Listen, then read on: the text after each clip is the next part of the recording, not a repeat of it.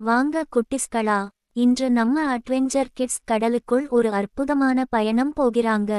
ஒரு வெயிலான காலை, அர்ஜுன், மீனா, கார்த்திக், சனா 4 பேரும் கடற்கரைக்கு வந்திருந்தார்கள்.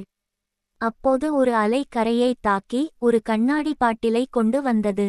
அது என்ன என்று சனா ஓடி எடுத்தாள்.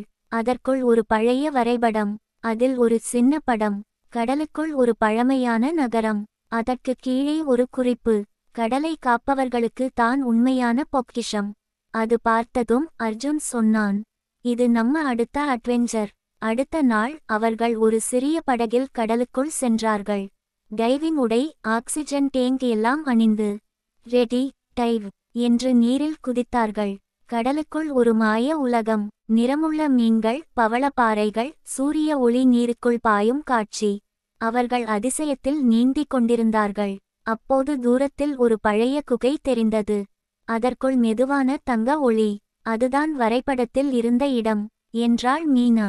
அவர்கள் குகைக்குள் சென்றார்கள். அங்கே ஒரு பழமையான நகரம். உடைந்த தூண்கள், சிலைகள், பவளங்களால் மூடப்பட்ட வீடுகள்.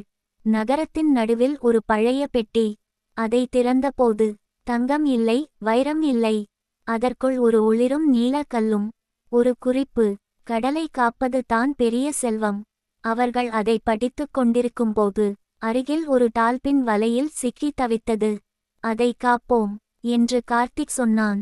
அவர்கள் சேர்ந்து வலையை வெட்டி டால்பினை விடுவித்தார்கள். டால்பின் மகிழ்ச்சியாக சுற்றி நீந்தியது. அந்த நேரத்தில் கடலுக்குள் ஒளி அதிகமாகியது. மீன்கள் மகிழ்ச்சியாக நீந்தின. நகரம் அழகாக பிரகாசித்தது.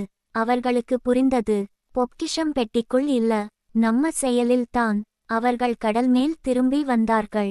சூரியன் மறையும் நேரம். அர்ஜுன் மெதுவாக சொன்னான், நம்ம அடுத்த மிஷன் கடலை சுத்தமாக வைப்பது. Please like and subscribe my motivational story channel.